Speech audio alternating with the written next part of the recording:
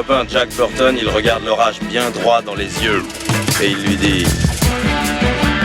T'es si tocard que tu passerais pour un chef-d'œuvre de l'art moderne. Madame, je n'écrirai rien sur ce film, c'est une merde. Merde. Ce sont les gars qui se prétendent normaux qui vous déçoivent. Les dingues, ça ne fait jamais peur.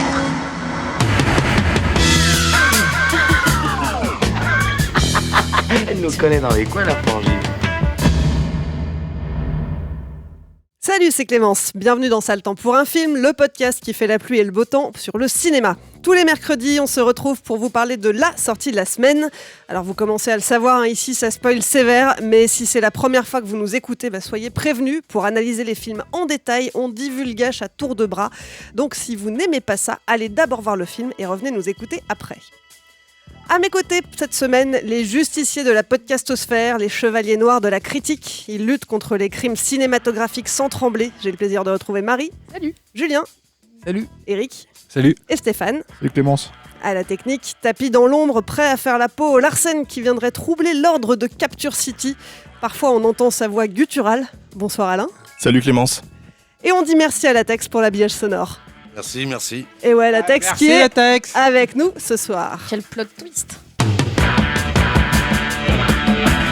Si vous n'avez pas encore pris vos places, n'attendez plus. La prochaine séance Capture, c'est le samedi 19 mars au Club de l'Étoile. Au programme, La Horde Sauvage de Sam Peckinpah, mais aussi en avant-première, la projection du premier épisode de Déjà Vu, la nouvelle émission de Rafik sur les tropes du cinéma. On vous attend nombreux. La séance Capture au Club de l'Étoile le 19 mars. Pour plus d'infos, rendez-vous sur clubdeletoile.fr. Et puis on ne le dira jamais assez, nos émissions existent grâce à tous les auditeurs et les auditrices qui nous soutiennent. Merci à vous pour continuer à développer d'autres programmes originaux, intéressants et indépendants et continuer ceci. On a besoin de sous. Si vous aussi vous voulez nous aider à grandir, n'attendez plus, rendez-vous sur patreon.com ou tipeee.com, mot-clé Capture Mag. Cette semaine, noirceur, corruption et animaux en tout genre, on va parler de The Batman. Et oui, c'est le retour de l'homme chauve-souris sur les écrans. Pour ce 9e opus consacré au justicier masqué, on revient sur ses premières années de lutte contre le crime. On y découvre un jeune Bruce Wayne qui découvre l'immensité de la corruption qui gangrène Gotham City en traquant le Riddler, bad guy qui zigouille les grandes figures de la ville les unes après les autres. Porté par Ben Affleck de 2015 à 2017, le projet change de main et atterrit finalement chez Matt Reeves. Alors petit rappel, Matt Reeves, il s'est fait connaître du grand public à la fin des années 90 avec une série Felicity co-créée avec J.J. Abrams. Il perce ensuite au cinéma grâce à Cloverfield, sorti en 2008, puis on le retrouve aux commandes des volets 2 et 3 de La Planète des Singes en 2014 et 2017. Et c'est donc à lui qu'échoit la lourde charge de lancer cette nouvelle trilogie Batman. Trilogie qui, il faut le mentionner, ne fait pas partie de l'univers cinématographique d'ici. Côté casting, après que Ben Affleck ait jeté l'éponge, c'est Robert Pattinson qui est choisi pour incarner le héros, créé par Bob Kane et Bill Finger. À ses côtés, Zoe Kravitz dans le rôle de Catwoman, Colin Farrell en pingouin, Andy Serkis joue le fidèle Alfred et Jeffrey Wright, commissaire Gordon. Sorti en salle ce 2 mars, The Batman se déroule dans une Gotham City plus sombre que jamais. Il fait nuit et surtout il pleut façon déluge une bonne partie du film. Alors vous voyez où je veux en venir, hein. C'est quoi votre météo pour ce Batman, Julien? Je suis pas très inspiré. Ça va venir du film. Tu sais, c'est la nuit la plus longue de l'année là, en fait. Voilà, c'est pas vraiment une météo du coup. Il pleut, tiens. Une nuit longue pluvieuse. Voilà. Ok. Ça. Stéphane? Il pleut, il fait moche, tu es en train de regarder par la fenêtre, tu te dis putain, mais je vais pas pouvoir sortir. En fait, tu t'approches et tu te rends compte qu'en fait tout va bien parce que c'est un écran LED. Et qu'en fait, c'est pas de la vraie pluie et que tout va bien, quoi. Tu vas pouvoir sortir et que finalement, en fait, ça va. Eric? Ouais, je vois ce que tu veux dire. Mais c'est vrai, c'est ténébreux et un peu gothique, mais c'est un des problèmes du film, on en parlera. C'est pas une météo, ça. Bah si, une météo ténébreuse et gothique. Ouais. Si, je maintiens. D'accord. Les hivers en France sont ténébreux et gothiques parfois. Pareil, une météo très très pluvieuse, très humide. On a les cheveux tout mouillés, tout collés sur le front, comme Robert Pattinson. Eh ben, vous allez nous expliquer ça tout de suite. Marie, j'ai envie de commencer avec toi, parce que d'après les discussions qu'on a eues avant le début de l'émission, je pense que tu es la personne qui a le plus de choses à défendre sur ce film malgré ta météo. Oui, après ma météo, c'était compliqué de voir autre chose parce que c'est littéralement pendant tout le film, il ne fait que pleuvoir. Je pense qu'il y a un petit nuage qui est bloqué, il y a un microclimat sur Gotham City. Ouais, je pense que je suis peut-être celle qui a le plus de choses positives à dire sur le film. Ça ne veut pas dire que j'ai de grosses réserves non plus, mais j'aime bien en fait cette ambiance, je sais pas, film noir, film policier. En fait, ça reprend beaucoup une esthétique à la Fincher. On est un peu entre Seven et Zodiac. Il y a tout ce côté polar avec une voix off dès le début. Un film très très noir. Et puis surtout, on remet Batman à son premier rôle, qui est le meilleur détective du monde. Donc en fait, on le remet un peu là. Il y a ce côté que je trouve intéressant, qui a un côté où Batman, on nous épargne l'origin story qu'on a vu 1000 fois dans les films, dans les adaptations, dans les jeux et tout ça. Et on est quand même au début d'un Batman un peu jeune qui se cherche et qui a un personnage un peu torturé. Il y a un côté fragile dans ce Batman-là qu'on ne voit quasiment jamais, ou je crois qu'on voit jamais, que je trouve intéressant. Je trouve que du coup Robert Pattinson est plutôt intéressant dans ce rôle-là. Il apporte une espèce de fragilité. Enfin, en tout cas, il illustre bien ce truc-là, cette espèce de dualité d'un héros en fait qui se cherche et qui a beaucoup de colère en lui, qui n'est pas encore le héros qu'on connaît plus tard. En fait, c'est pas vraiment un film de super-héros. Il y a aussi tout ce côté un peu balbutiant des débuts, même si il a de la technologie et tout. Il y a des moments où il est en difficulté. Il y a 2 scènes notamment. Une scène de poursuite où il se retrouve au bord d'un immeuble et il se fait peur lui-même en voyant le vide en dessous, et une scène où il vole entre il vogue d'immeuble en immeuble et littéralement il se ramasse par terre, il rate son atterrissage.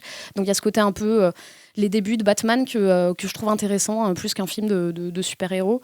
Après, je parlais tout à l'heure du côté très noir du film. Je trouve que la photo aussi iconise beaucoup le personnage qui est toujours dans l'ombre, avec ce truc qui fait un peu ressortir la peur du noir et du personnage qui arrive avec ses pas retentissants et très lents.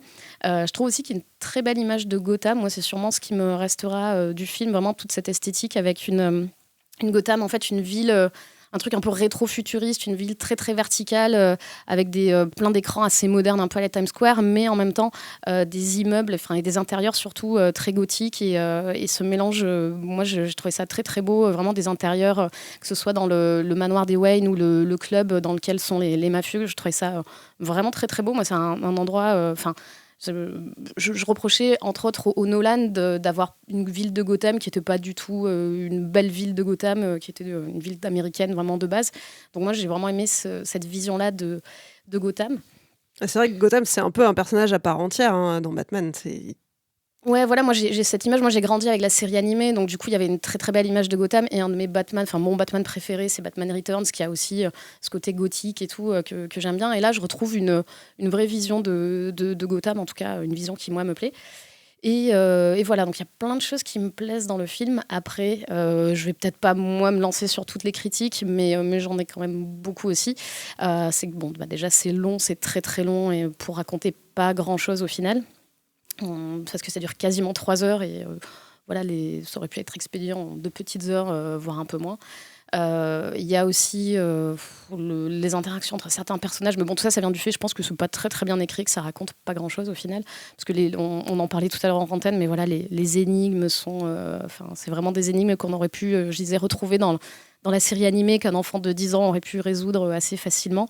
Donc ça brasse beaucoup d'air autour d'énigmes et de plots qui sont pas très très intéressants. Les relations entre les personnages, notamment Catwoman et Batman, c'est un peu écrit avec les pieds. Ils se tournent autour parce que c'est Batman et Catwoman et qu'il faut qu'ils se tournent autour parce qu'on est dans un Batman, mais c'est pas très très intéressant. T'as senti, toi, une alchimie entre les deux Non, pas du tout. Y a pas de tension. Non, il y a rien du tout. Et voilà, donc c'est et puis cette fin, bon, je pense que peut-être vous reviendrez dessus, mais cette fin et cette morale, moi j'ai trouvé ça vraiment assez ridicule, une espèce de morale hyper bien pensante, très simpliste, qui vraiment pour le coup m'a fait sortir du film, et j'étais prête à passer sur certains défauts, et en fait là je me suis dit non, c'est le truc de trop qui fait que je peux pas adhérer au film. Vraiment cette scène où il se jette dans l'eau pour aller sauver des gens qui sont pas dans très très grand danger, qui pourraient sortir tout seuls en plus, mais j'ai trouvé ça, je me suis dit mais qu'est-ce que c'est, quoi, pourquoi cette direction à la fin, c'est tout sauf grandiose, et vraiment cette espèce de revirement et de morale bien pensante. J'étais vraiment... ça m'a sorti du film. On nous vendait un plus sombre, plus cinglé sur les affiches qu'on voit partout là dans Paris. C'est pas très sombre. Enfin si, c'est sombre, mais c'est pas très cinglé, quoi. Il a compris que la vengeance, c'était pas bien. Ouais, voilà, et du coup, oui, alors c'est bien, hein, c'est plein de beaux sentiments, mais du coup, c'est un peu une fin en espèce de queue de poisson très bizarre qui vraiment m'a sorti du film. Eric, je le vois qui hoche la tête. Je suis absolument d'accord avec tout ce qu'elle dit. Merci. Et c'est vrai, sur la fin, on a l'impression qu'il va sauver un chien comme dans un film de Roland Emmerich. Hein. C'est chaud, quoi. Après, il y a un truc que j'aime bien dans ce film, il y a 2 trucs. Et je pense, en fait, je suis surtout venu écouter Stéphane et Julien parce qu'ils sont bons sur ces choses-là. Merci. Non, vraiment. Merci pour moi, du tu coup. rester chez toi. Toi aussi, je suis absolument d'accord. On diffuse le podcast dans pas longtemps. Hein. Et il y a 2 trucs que j'aime bien dans ce film, c'est que je pense que dans les Batman, il y a une forme d'écriture secrète qui peut les rendre bien. Et cette forme-là, en fait, c'est le rapport de Batman avec l'ennemi qu'il a en face. Il y a une très belle scène dans le Batman 1 où, en fait, il est face au Joker et il lui dit « I made you, but you made me first ». Et en fait, il dit au Joker « Je t'ai poussé dans la cuve d'acide, mais toi, t'as tué mes parents ». Et après, en fait, il y a toujours des parallélismes entre le Batman et le méchant, qui disent, en fait, c'est, comme disent les Grecs, la mimésis et la némésis, les 2 versants d'une même pièce. Et dans ce film-là, en fait, il y a ça aussi. Il y a ça, et c'est intéressant, avec le personnage de Riddler, qui a beaucoup de similarités avec Batman. Il y a ça autour d'un thème qui est la vengeance, donc qui après est complètement ridiculisé à la fin, je suis absolument d'accord. Mais il y a quand même ça, il y a un truc qui va tenir, et d'ailleurs qu'on va voir après dans les rapports avec Catwoman, qui va tenir la structure assez bien pendant 3 heures, je trouve. Mais, in fine, c'est là où je suis absolument d'accord avec Marie, pour absolument rien raconter.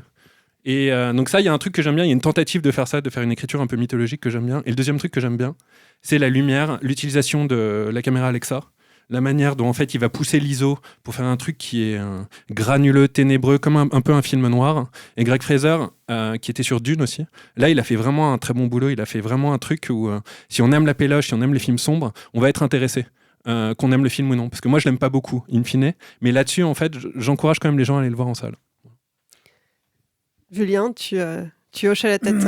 Oui. Alors moi, j'adore Batman parce que je trouve que c'est même mon super-héros préféré, je pense, parce que pour plein de raisons, mais notamment parce que je trouve que c'est un personnage qui a énormément de possibilités. C'est-à-dire que moi, je trouve que le Batman d'Adam West dans les années 60, il est aussi valable et aussi légitime par rapport à la création originale que le Batman de Bruce Timm et de Paul Dini, donc dans la série animée, ce que Tim Burton a pu en faire aussi en 89, au début des années 90, même en partie d'ailleurs, alors je vais faire bondir, mais en partie sur ce que Schumacher en a fait, c'est-à-dire le côté folle de la nuit et tout, qui était un effet miroir par rapport à Batman en tant que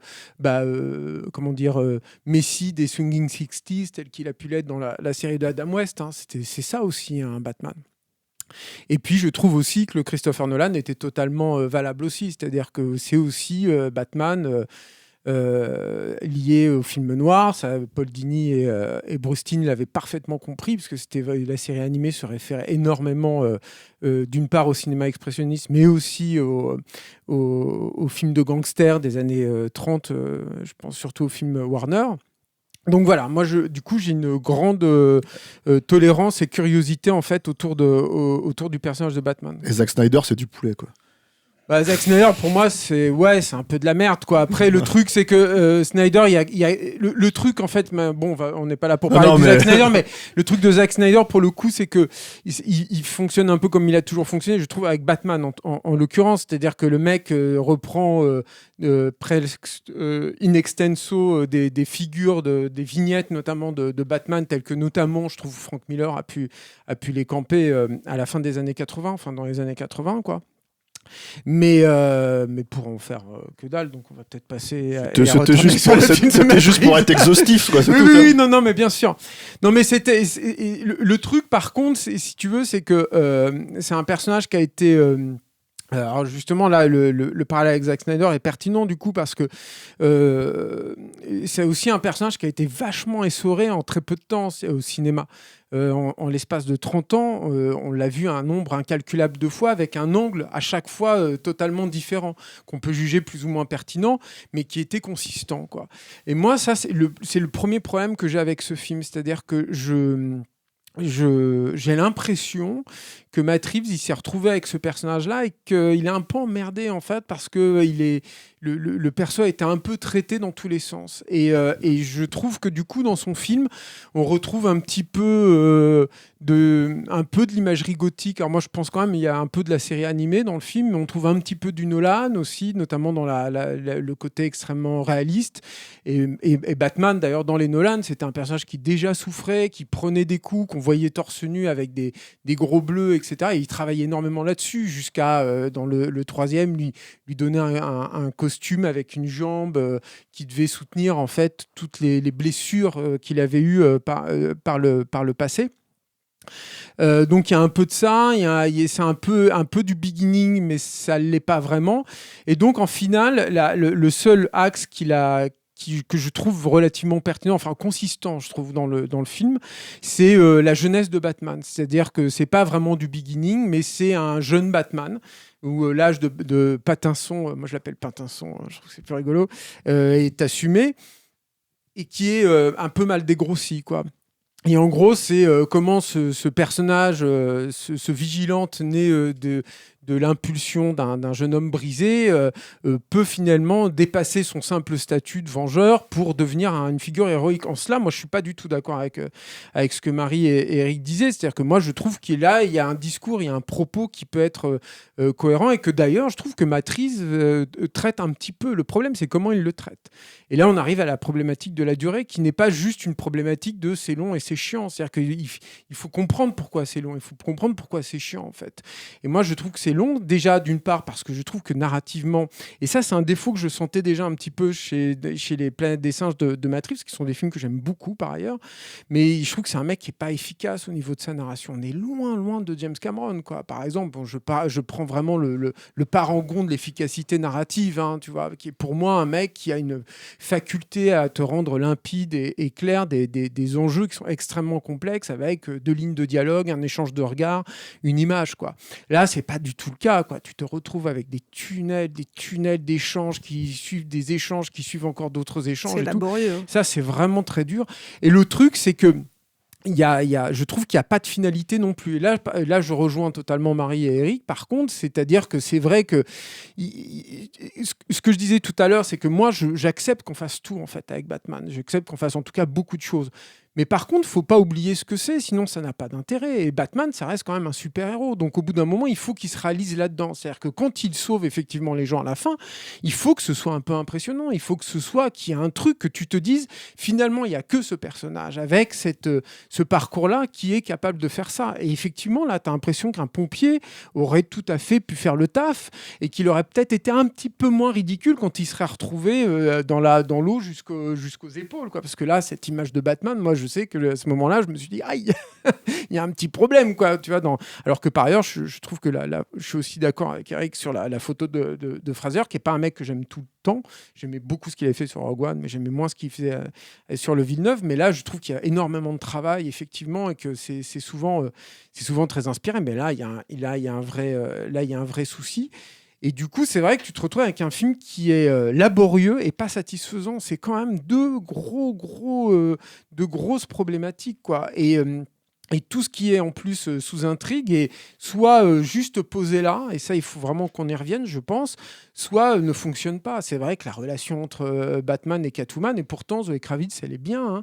Et le problème c'est que aussi quand tu reviens sur un personnage jeune, et c'est aussi le cas du coup de Catwoman, c'est une Catwoman en devenir là, hein, qu'on est en train de voir.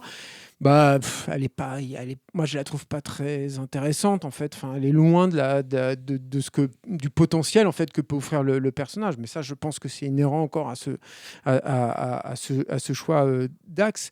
Et le truc donc, c'est que tout ce qui est posé, moi je trouve qu'il y a plein de choses, et ça j'ai pas compris en fait dans le film, qui sont posées, qui sont pas traitées. Alors, il y a deux choses là-dessus. C'est d'une part dans la création de Batman même, quoi. Du personnage. Moi, je suis extrêmement... je comprends pas, en fait, le film là-dessus, quoi. Marie parlait tout à l'heure de la scène dans laquelle il arrive au sommet du commissariat, si mes souvenirs sont bons, et il se retrouve face au vide et il a peur, mais c'est pas traité, ça. C'est-à-dire que moi, je veux bien, j'accepte ça, que Batman, au début, il a un peu le vertige et qu'il doive affronter cette peur-là ou ce machin, mais travaille-le. C'est-à-dire que, et au bout d'un moment, c'est-à-dire que dans le film, il se rebalance au bout de son filin et tout, et là, il a plus rien. Moi, je suis un spectateur bête et méchant. Je me dis, mais on m'a posé ça avant, j'ai envie qu'il y ait une suite logique là-dedans. Qu'est-ce qui s'est passé pour que le personnage il puisse avancer comme ça? Je trouve que de la même façon, ses relations avec Alfred sont complètement ratées. C'est un personnage qui n'existe pas, et pourtant, Andy Serkis, je trouve que c'est pas un mauvais choix. Et l'idée, tu vois, il y a une espèce de sous-entendu comme quoi ce sera un ancien...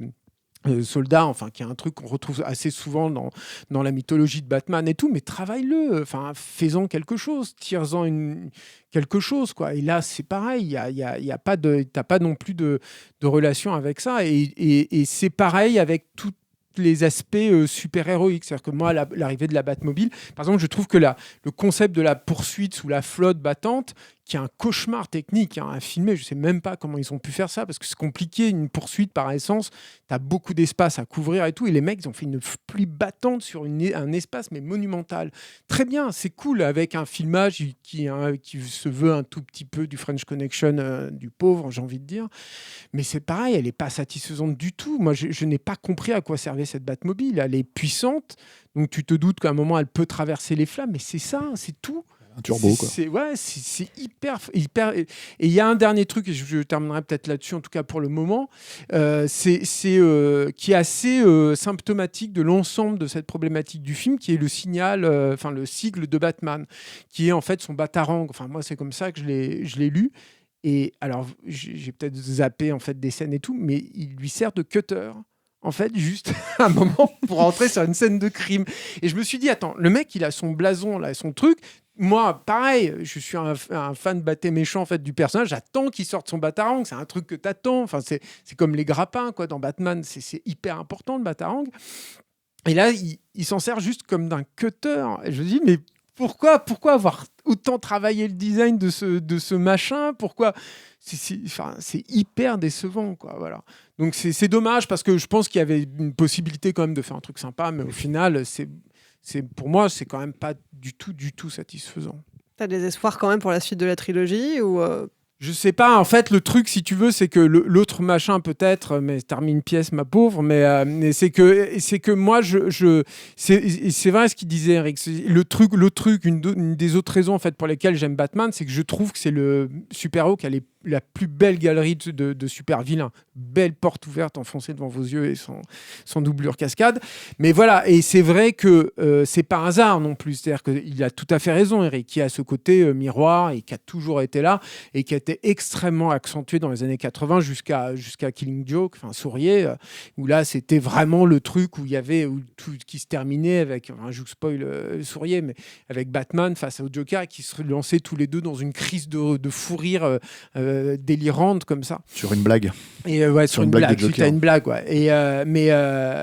Et là, je trouve que c'est pareil, en fait. Moi, j'ai un peu le cul entre deux chaises, c'est-à-dire que c'est le pingouin, mais c'est pas vraiment le pingouin. Et du coup, pourquoi ce serait pas un autre personnage? Et du coup, finalement, le plus grand méchant, c'est Falcon.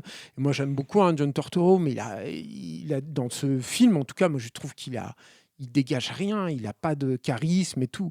Et tous les personnages sont un peu comme ça. Hein. Moi, je trouve que Pattinson, il manque de présence en fait sur le truc. Et au début, je me suis dit, c'est fait exprès. Il y a une scène, d'ailleurs, il y a 2-3 trucs, pareil aussi assez intéressants. C'est qu'il y a une scène où il arrive sur une scène de crime en fait à la suite de Gordon, qui n'est pas encore commissaire d'ailleurs dans le film.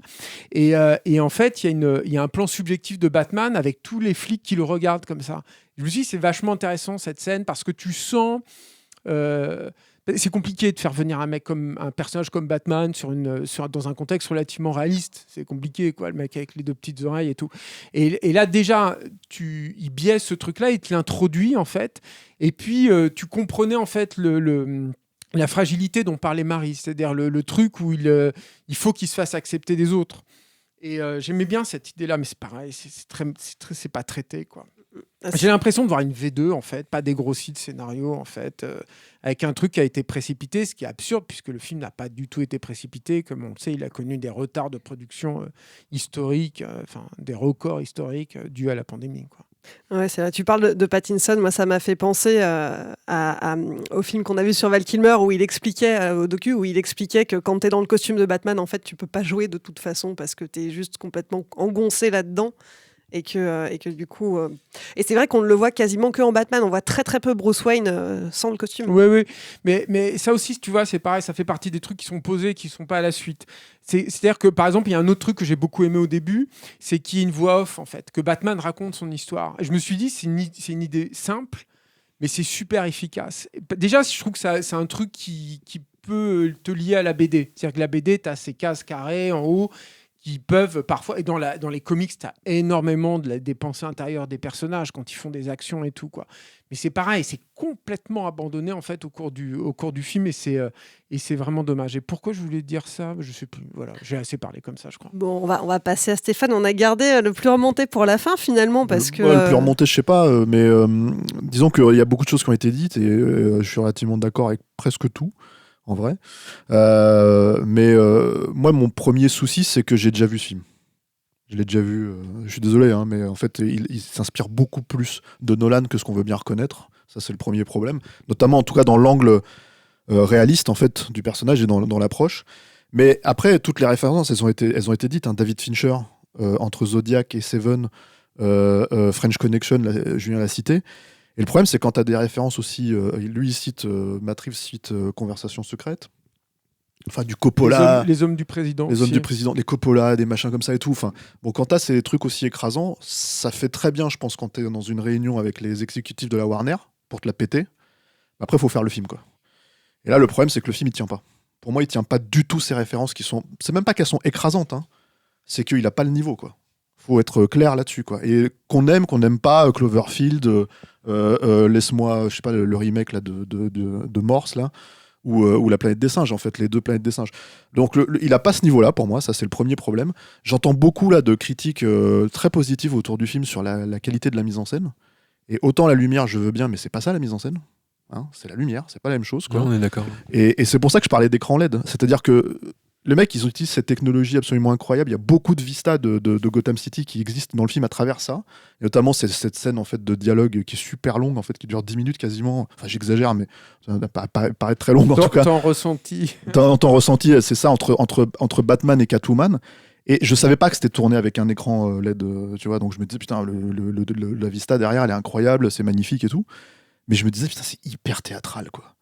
C'est dingue, en fait, ils se parlent, j'ai l'impression de regarder une pièce de théâtre avec un beau cadre. Tu vois, bien du théâtre filmé, mais beau, propre, tu vois, mais du théâtre filmé quand même. Et la façon dont ils sortent du champ en sautant, si tu veux, du toit de l'immeuble, machin, je me suis dit, mais c'est dingue, en fait, enfin, mets-le en scène, ce truc, fais quelque chose, tu vois, autour de ça. Non, rien. Et je vois, en fait, une featurette derrière où ils expliquent que c'était incroyable, ils ont tourné avec cet écran LED et tout. Et je me dis, putain, c'est incroyable la technologie que tu peux avoir pour représenter Gotham, tu vois, dans un film qui a coûté très certainement la peau du cul, tu vois, etc., etc. Et te dire que le gars qui a choisi d'utiliser cette technologie-là, en fait, c'est juste pour se reposer. Ne pas avoir à s'emmerder, si tu veux, à attendre le coucher de soleil, ou quoi que ce soit, tu vas créer, en fait, si tu veux, un truc numérique derrière et tout. Et du coup, pour moi, c'est représentatif de tout le film. C'est un film qui est extrêmement théâtral, dans lequel il y a... Le problème que ça dure 3 heures, c'est que le vrai problème, au-delà même de la construction, c'est qu'il n'y a pas de tension.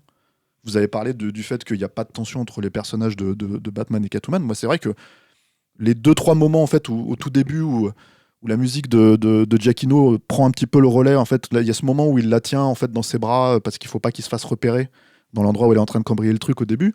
Tu as une toute petite nappe musicale de Giacchino. Je me suis dit, un peu de subtilité, ça va avancer doucement. Non, en fait, t'as 2 moments comme ça, et en fait, après, c'est terminé, elle lui roule une pelle, quoi. Et là, tu fais, mais pardon, pourquoi tu roules une pelle à... Alors vous l'appelez Patinson, moi je l'appelle Harpas. Je vais y aller comme ça, voilà, donc pourquoi elle roule une pelle à Harpas, quoi. Tu vois, c'est incroyable, en fait, tu t'achètes rien, mais moi j'achète absolument rien de tout. C'est-à-dire, j'achète absolument pas la folie du personnage du Sphinx, enfin du Riddler, quoi. J'achète absolument par pas. Paul Dano, ouais. on l'a pas dit. Mais... Si tu sais pas que c'est Colin Farrell, bah c'est sûr que tu reconnais pas Colin Farrell, hein, tu vois, mais c'est pareil, en fait, c'est une performance que j'ai du mal à comprendre. Je me dis, mais à ce stade, en fait, de aller chercher un gars qui ressemble à ça, en fait. Tu vois, même Danny DeVito, tu le reconnaissais à travers, et pourtant il est hideux, il est horrible et tout, quoi. Donc il y a tout un tas de choix comme ça, en fait, qui me semblent être des choix très empruntés, qui font que, en fait, en gros, encore une fois, c'est très très bien, ça fait très performance quand tu sais tout ça, etc., etc. Ça fait regarder ce qu'on a réussi à avoir, en fait, avec notre Batman et tout. Mais pour un film qui tombe complètement à plat parce que tu l'as déjà vu. Je sais pas combien de fois. Et en fait, pour moi, c'est le problème principal. Le second problème, c'est que, bon, Batman, effectivement, on le voit 80% en costume, etc., etc. Mais bon, pour pas mal de scènes où il essaye de marcher dans le truc en train de regarder des indices, quoi. Et effectivement, quand tu le vois en Bruce Wayne, moi, le côté émo avec la musique de Nirvana, la chanson de Nirvana, c'est d'un ringard. Enfin, d'un seul coup, moi, c'est quand j'entends ça, quand je vois ça, j'ai l'impression que le mec qui fait le film, il a 17 ans. Mais vraiment, hein, c'est-à-dire que... Ah, mais moi, j'ai Julien qui fait des... Non, mais je comprends... Enfin, pourquoi pas, hein. Moi, je veux dire, c'est comme... En fait, tu vends pas un film ultra adulte à la Seven ou à la French Connection, à la machin, si tu le fais comme un gosse de 17 ans qui essaye de se faire passer pour un mec qui a des références, tu vois. Moi, c'est ça, en fait, c'est l'impression que ça me donne, quoi. C'est pas incompatible, quoi. Je dis pas que c'est bien fait, hein, dans le film. Et je trouve que, d'ailleurs, le fait d'assumer, par exemple, le maquillage noir là sur le masque et tout. Oui, mais ça c'est plus un. Ça, je pense que c'est une problématique qui s'est posée tout simplement parce que quand tu regardais tous les autres Batman, à mon avis, hein, le design du costume, en fait, il était fait d'une manière où il fallait que l'acteur puisse voir à travers le masque. Et du coup, ils se sont dit, bon, bah, on va mettre des cernes noires pour. Non, c'est Matt Reeves qui a. Enfin, il est parti. Je te parle des autres costumes. Mais... Ouais, il est parti de ce constat-là. Et en fait, si tu veux. Mais comme il est parti sur plein de constats, en fait, si tu veux, sur tous les autres Batman pour faire le sien, en fait, comme une espèce de créature de Frankenstein un peu bricolée, quoi. C'est-à-dire qu'en gros, moi, je vois pas de vision qui dépasse une vision de PowerPoint, en fait, pour des exécutifs de studio, quoi. Vraiment, en tout cas. Si le mec essaye vraiment d'aller jusqu'au bout de son truc et tout ça, etc., c'est pas du tout un film radical. Or, c'est tout ce qu'on te dit depuis le début. Le fameux truc sur l'affiche, plus cinglé, plus machin, tu vois. Je pense que ça s'arrête au film, quoi. Le film est censé l'être. Et dans les faits, moi, je suis désolé, mais le Riddler, il est moins taré que le pingouin de Batman Returns, quoi. Je veux dire, il est moins dangereux, il est moins menaçant, il est moins flippant que ça, quoi.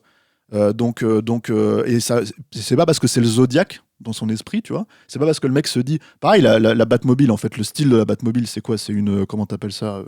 Une voiture, un muscle car à l'américaine, quoi, des années 60-70. J'imagine que dans sa tête, le mec, il se dit, je fais point limite zéro, tu vois. Donc sa référence, c'est le cinéma des années 70, sauf qu'encore une fois, moi, j'ai pas du tout l'impression de regarder ce cinéma-là quand je regarde ce Batman-là, quoi. Donc pour moi, tout ça, au bout d'un moment, c'est que je me dis, ok, super, t'as toutes ces références, t'as tous ces trucs, et en fait, le produit fini, il ressemble pas du tout à ça. C'est ce que je dis, j'ai vraiment l'impression de regarder un film pour enfants, déguisé en film pour adultes. Et effectivement, là, ce que pointe Marie du doigt au tout début, enfin à la fin, je veux dire, pardon, quand il y a la grosse scène d'action, c'est là d'un seul coup, tu sens que la Warner, elle a fait, bon les gars, on a 300 patates sur le budget là, faut faire une inondation, faut faire quelque chose parce que faut qu'il y ait de l'argent dans notre film, quoi, tu vois. Mais ça, c'est pareil, la façon dont c'est écrit, c'est-à-dire que même la façon dont on amène ça, pour moi, c'est pas du tout constitutif du Riddler, quoi. Moi, j'ai l'impression qu'en fait, t'enlèves l'inondation, tu mets du gaz hilarant. C'est le plan du Joker, quoi. C'est la même chose, quoi. C'est-à-dire que en gros, t'as vraiment, enfin, le relationnel est très très bizarre, quoi. T'as l'impression qu'ils ont presque, ils se sont dit bon, on peut pas avoir le Joker parce qu'il a été traité il y a 2 ans. Là, on s'est fait avoir avec le film qui a cartonné de l'autre là. Donc en fait, on va le retirer, puis on va mettre un autre méchant à la place, et puis allez hop, ni vu ni connu, on fait les échanges. Je dis pas que ça s'est passé comme ça, hein. Je dis que c'est l'impression en fait que ça donne, quoi.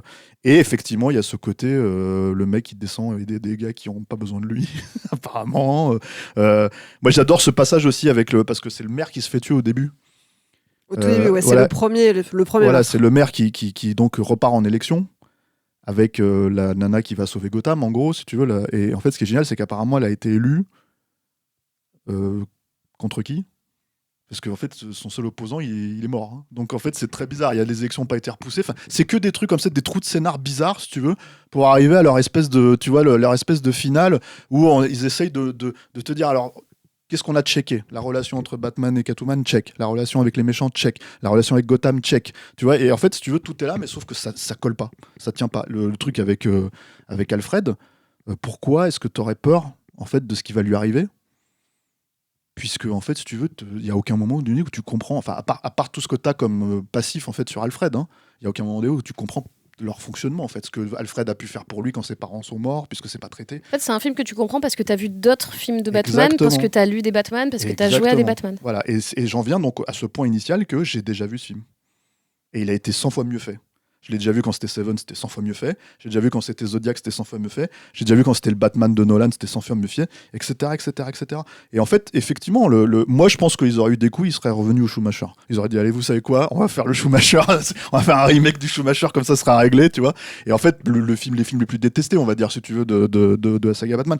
Et effectivement, il y a cette problématique. Mais c'est pareil, en fait, c'est un tout petit film, en vrai. C'est ça aussi le truc. C'est-à-dire que pour moi, c'est un film qui fait 3 heures, mais c'est tout petit. Et c'est ça que j'ai du mal. C'est-à-dire, à la fin, je me disais, mais tout ça pour ça. Ça dure 3 heures pour ça, pour raconter ça. Pourquoi ? Enfin, si vous en êtes là, faites un truc ramassé, genre en une nuit, quoi. Tu vois, je veux dire, je sais pas, un truc où, ça y est, tu veux pas présenter Batman, bah tu présentes, je sais pas, une mission d'une nuit ou un truc comme ça, un truc hyper ramassé, hyper... bon, voilà, et en plus, tu peux être radical dans ce genre de logique-là, quoi, tu vois. Mais... De toute façon, je pense que moi Julien sera pas d'accord avec moi, mais j'avais déjà ce problème-là en fait sur les Nolan, c'est-à-dire que le côté PG-13 en fait, c'est-à-dire vraiment on est obligé de faire un film qui peut éventuellement soutenir du merchandising, qui peut éventuellement en fait s'adresser aux gamins, tu vois, qui ont 13 ans, qui peuvent venir accompagner tout ça, etc. Aux États-Unis, c'est très très important pour Warner. Ils ont toujours, c'est la condition sine qua non pour faire un Batman. Ils devraient s'en dédouaner.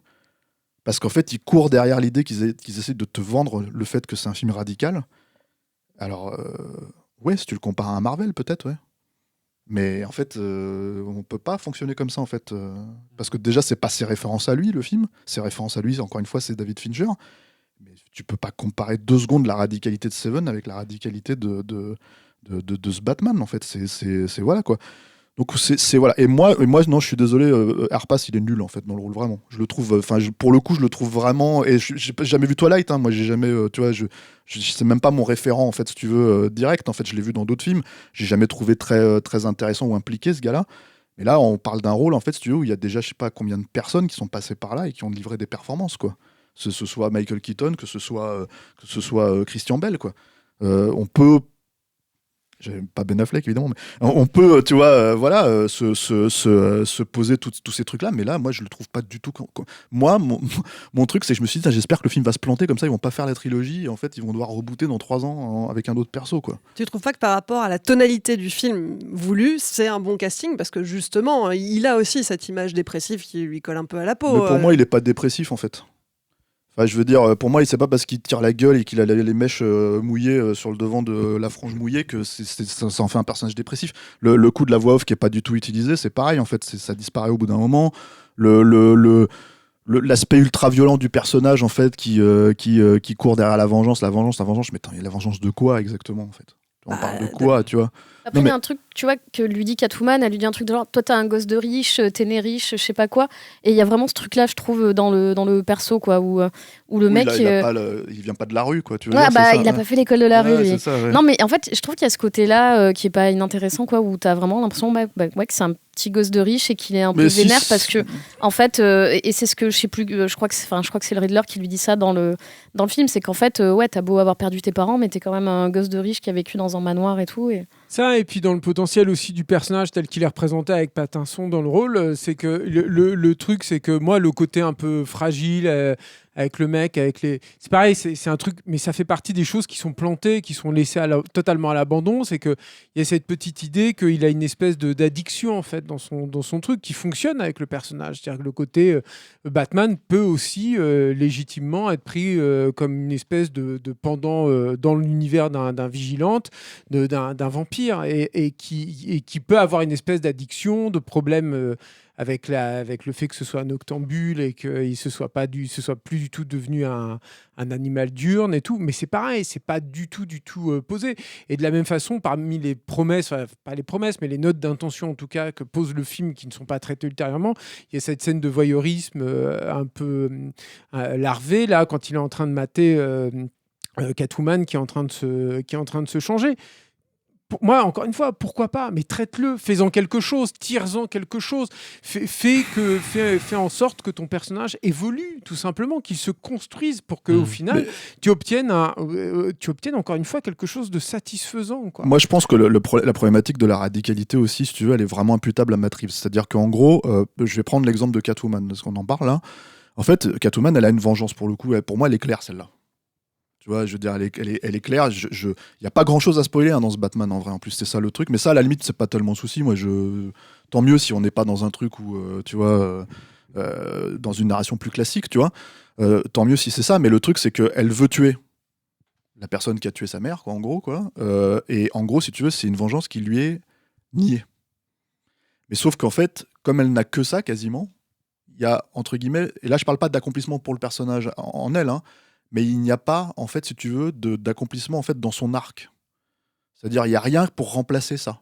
À part la sagesse qui lui tombe sur le coin de la gueule, d'un seul coup, elle se dit, ah bon, tu vois, finalement, je peux vivre sans la vengeance, tu vois. Et t'as envie de dire, attends, mon gars, elle peut vivre sans, mais en même temps, enfin, le personnage en question a été tué, donc elle a plus grand chose oui, mais à en faire. fait, si tu veux... Ça lui a été volé plus que tué. Oui, mais sauf qu'en fait, si tu veux, encore une fois, il n'y a pas d'accomplissement, encore une fois, vis-à-vis de son arc narratif. Je parle pas du personnage, hein, encore une fois. C'est qu'en fait, finalement, tout va bien.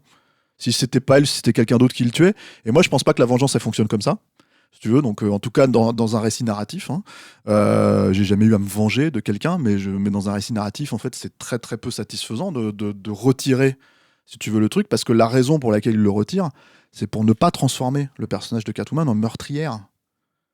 Sauf que ça, tu vois, pour un PG-13 d'il y a 30 ans, comme la Catwoman de Batman Returns, tu vois, de Burton, il se posait pas la question, il le faisait en fait. Et surtout, ça soutenait la thématique liée au personnage.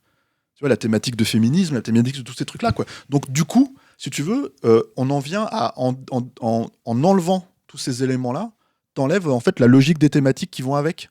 J'avais exactement ce problème-là, et encore une fois, là, je me tourne vers Julien, qui ne sera peut-être pas d'accord avec moi, mais j'avais exactement ce problème-là dans les planètes des singes. C'est-à-dire qu'au bout d'un moment, en fait, je me disais, mais ces personnages-là, c'est pas des singes. Si tu veux, au bout d'un moment, c'est des personnages qui font pas. Tu vois, il y a un moment donné dans le 3e où César se tue un autre personnage sans faire exprès, en essayant de les réduire à silence, tu vois, pour qu'ils parlent pas. Et il le tue sans faire exprès. Tu te dis, mais vous faites ça uniquement parce qu'il faut faire avancer l'intrigue et que le personnage doit mourir, tout en dédouanant, si tu veux, le personnage principal, de peur qu'il soit, mal perçu par le public. Et tu peux pas faire un film radical, en fait, au bout d'un moment, quand tu te dis, mais je peux pas faire en sorte que mon public déteste Catwoman, que mon public déteste Batman, que mon public déteste, tu vois, tous ces personnages-là, parce que, en gros, je veux dire, ils viendront peut-être pas voir le film, ils viendront peut-être pas voir la suite, tu vois, et t'as l'impression que c'est vraiment un questionnement qui était au centre du cinéma de Matt Reeves, qui, ne l'oublions pas, a fait Cloverfield quand même. Ouais, je pense qu'il y a un petit problème d'aptitude aussi, hein, c'est vrai. Et en fait, c'est vrai que quand tu regardes la mise en scène de Matt Reeves, tu fais bien de faire la différence avec la direction de la photographie. Hein. C'est un type qui, un peu comme Zack Snyder, moi ça m'a fait beaucoup penser à Watchmen en fait, dans la mise en scène. Hein. Qui, comme Zack Snyder, à un moment va prendre une chanson cool et va essayer de trouver l'image cool correspondante. Et évidemment, ce qu'on perd là-dedans, c'est un travail de fond, un travail sur la longueur, sur la narration, un travail de subtilité, qui fait que on comprend pas trop, pour rebondir sur ce que vous avez dit, comment Batman va être perçu, ce type masqué, par des flics, comment Catwoman va être perçue, est-ce qu'elle va être perçue masquée, est-ce que le pingouin va être perçu déformé, comment la Batmobile marche exactement et comment elle s'insère dans cet univers. En fait, en travaillant pas la subtilité, il y a un problème de diégèse, un problème de cycle cosmogonique, si on reprenait un truc de Joseph Campbell, qui fait qu'en fait, ce film-là, il peut pas marcher parce que on se demande tout le temps, au lieu de suivre le film, mais comment sont perçues les choses, tout le temps. Quel est cet univers ? Et en fait, comme c'est une mise en scène qui est plutôt cool, plutôt qu'une mise en scène qui est travaillée, détaillée, presque un peu exigeante, du coup, en fait, on n'a pas cette satisfaction du tout d'un Batman qui nous tire vers le haut. On a une illustration très publicitaire de ce Batman. Et c'est dommage, d'autant plus, parce que je trouve qu'il y a des pistes, notamment... je reviens dessus, mais la relation avec Riddle, elle est intéressante. Cette idée que ce type-là est fou à ce point, et là je suis pas d'accord sur ce qu'on dit, le parallélisme avec le Joker, pour moi il est très différent. Ce type-là est fou, et en fait sa névrose le pousse à vouloir que la ville soit dirigée par des justes. C'est intéressant ça. Et parce qu'en fait, sauf qu'à la fin, en fait, il crée l'anarchie, quoi. Oui, je trouve que la fin, effectivement, est très en deçà de toutes les ambitions qu'ils ont soulevées. Mais en fait, surtout qu'elle contredit sa nature au personnage. Parce que, en fait, on en revient à ce problème de fond qui est qu'en fait, comme la diégèse n'est pas travaillée, la fin, elle va se réécrire de manière complètement artificielle sur un truc où les fondations sont pas très fortes, en fait. Mais il y a cette idée de communauté aussi autour du Riddler qui est pas traitée. On le voit très rapidement. Ils auraient pu en faire quelque chose et finalement. Et voilà encore un truc qui est complètement abandonné. Moi, je pense encore une fois que c'est dû au fait que moi, j'appellerais ce que Stéphane appelle radicalité, j'appellerais ça du jusqu'au boutisme. C'est-à-dire que quand tu as une idée au cinéma, tu la pousses au bout. C'est-à-dire que quand tu as la scène où tu as Batman qui remonte une cage d'escalier avec les flics qui lui tirent dessus, bah, tu la traites. Si tu la traites pas, c'est une idée qui est posée là et qui n'est pas du tout satisfaisante. Un projet cinématographique, c'est pas une idée, c'est une idée traitée par le médium du cinéma. À aucun moment cette scène elle est traitée au final.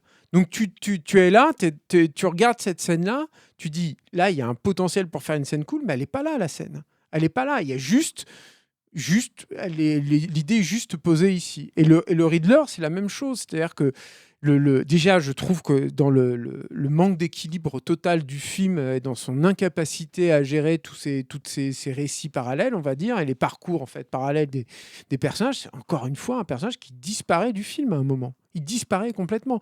Et quand tu reviens, effectivement, il met en branle ce plan final.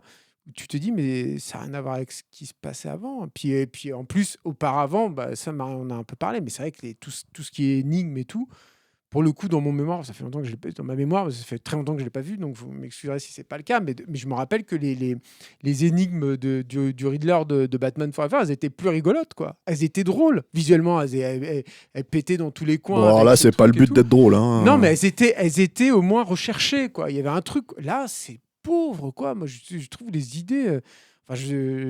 C'est toi, la spécialiste des escape games et tout, Clémence. Mais moi, c'est effectivement, c'est du bas. Il y a aucune satisfaction en fait quand ils parviennent à résoudre tout ça, quoi. C'est-à-dire que quand Alfred dit, alors je vais mettre à profit mes compétences en crypto, en décryptage, etc. Bon, tu vois la façon dont il arrive à résoudre l'énigme en question. Oui, on les retrouve dans Picsou Magazine. Hein. C'est presque, tu sais, c'est presque dans Uncharted là où tu passes avec l'encre invisible, là où tu passes le message sur une bougie et puis tu vois le truc. C'est presque de ce niveau-là, quoi. Et du coup, moi, à certains moments, c'était tellement bas du front et tout. Je sais que j'ai plus pensé à Saw à certains moments que à Zodiac, quoi, tu vois. Qui se référait déjà à Seven, Saw, donc tout est dit. Oui. Non, mais voilà. Et puis après, il y a effectivement le dernier truc, je dirais. C'est la représentation de Batman en tant que héros d'action, quoi. Tu vois, vraiment, t'as un truc où c'est d'une pauvreté absolue, quoi. C'est-à-dire, il te refait la scène dans le couloir, en fait, si tu veux, avec des flashs où il éteint la lumière et tout. Et ce qui est con, en plus, c'est qu'il a 2-3 motifs, pour le coup, en fait, qu'il aurait pu vraiment utiliser. Moi, je pensais à cette lumière rouge, en fait, le truc, en fait, qu'il essaye de mettre, qui est dans le générique au début, qui est un petit peu dans 2-3 passages et qui est sur l'affiche, évidemment, en fait. Et je me dis, mais si tu veux vraiment représenter Batman tel qu'on l'a pas forcément vu au cinéma, tout en ayant ta propre machin, t'aurais pu utiliser ce genre de truc avec une lumière rouge, quelque chose, et faire une scène d'action autour de ça. Mais non, c'est pareil, tu vois, dans les idées qui sont mal posées, qu'il y a à ça, c'est que, et là, je vois le truc avec Colin Farrell, et je me demande d'ailleurs si le Riddler n'a pas aussi des maquillages prosthétiques, c'est qu'il y a aussi une petite tentative, notamment dans les effets visuels et les doublures numériques, qui sont utilisés de façon hyper audacieuse, j'ai trouvé. C'est rare que je vois ça, notamment dans les mano à mano et dans des plans américains, quoi.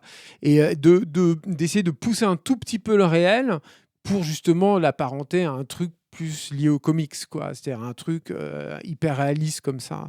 Mais c'est pareil, c'est pas finalement. Encore une fois, moi j'ai décelé 2-3 trucs comme ça, mais c'est pas du tout satisfaisant. C'est quasi imperceptible. Hein. Ouais, c'est pas du tout satisfaisant en tout cas, et puis c'est très peu traité, quoi. Que ce soit pas perceptible, c'est pas ça qui me gêne, parce que je trouve que c'est de la discrétion justement de ces doublures numériques. Je pense notamment au combat avec les sujets du Riddler dans le sommet du stade. Là, je trouve qu'il y a 2-3 trucs où ça marche bien, quoi. Tu vois, surtout que j'aime bien en fait la façon qu'il a de se battre et tout, mais pareil, c'est pas. Moi, j'en tire rien de tout ça, quoi.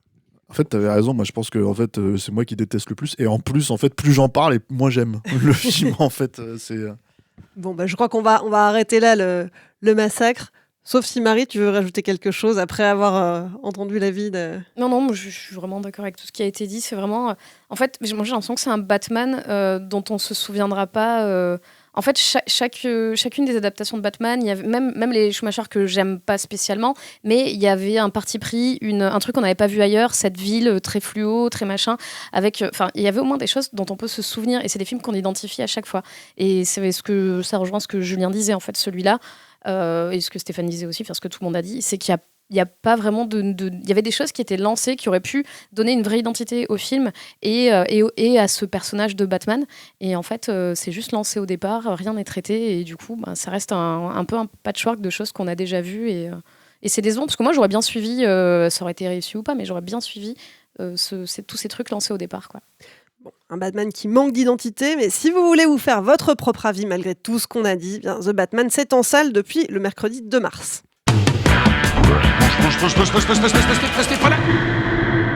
On arrive à la fin de cette émission, le moment où vous avez la parole. Alors vous avez vu le film de la semaine et vous avez des choses à en dire. Ça tombe bien, on a très envie de vous entendre, même si vous n'êtes pas d'accord avec nous, surtout si vous n'êtes pas d'accord avec nous. Pour ça, c'est très simple, retrouvez Capture Mag sur Messenger et enregistrez un message vocal, on le passera dans la prochaine émission. La semaine dernière, on vous parlait de Massacre à la tronçonneuse, QV 2022, une boucherie d'après l'équipe. Mais vous, qu'est-ce que vous en avez pensé ? On écoute ça tout de suite.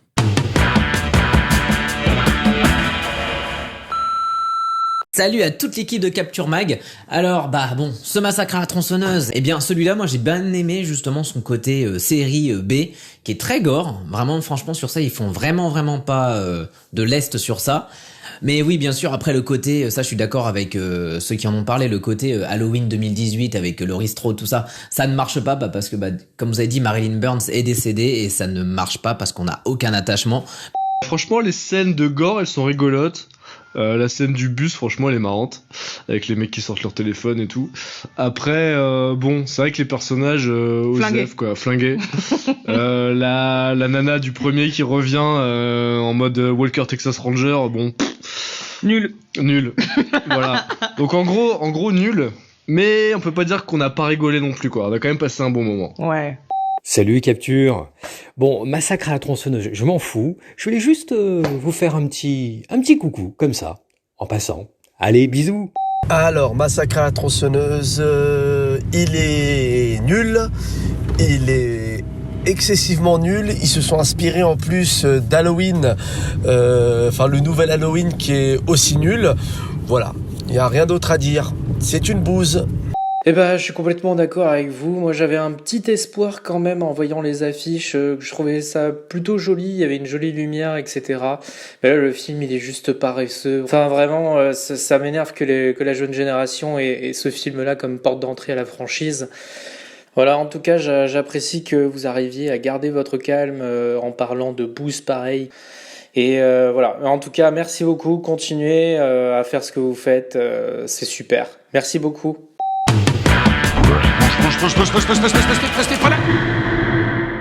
Ça le temps pour un film, c'est fini pour aujourd'hui. Marie, Julien, Eric, Stéphane, merci. Merci Clémence. Merci Clémence. Merci Alain, merci Latex. Et merci à vous qui nous écoutez et qui êtes un peu plus nombreux chaque semaine. Si vous nous découvrez, pensez à vous abonner pour ne pas rater les prochaines émissions. Et si vous voulez nous encourager et qu'on planche sur d'autres programmes de qualité, n'attendez plus. Rendez-vous sur patreon.com ou sur tipeee.com, mot-clé Capture Mag.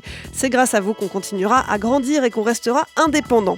Et puis pour nous soutenir, vous pouvez aussi nous aider à nous faire connaître, parler de nous à vos amis, relayez nos émissions sur les réseaux sociaux et mettez-nous des étoiles sur les applis de podcast, on compte sur vous.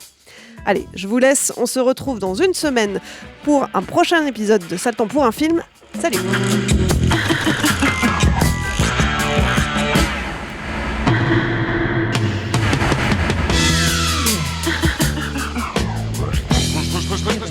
Restez pas là, y'a rien à voir, dégagez.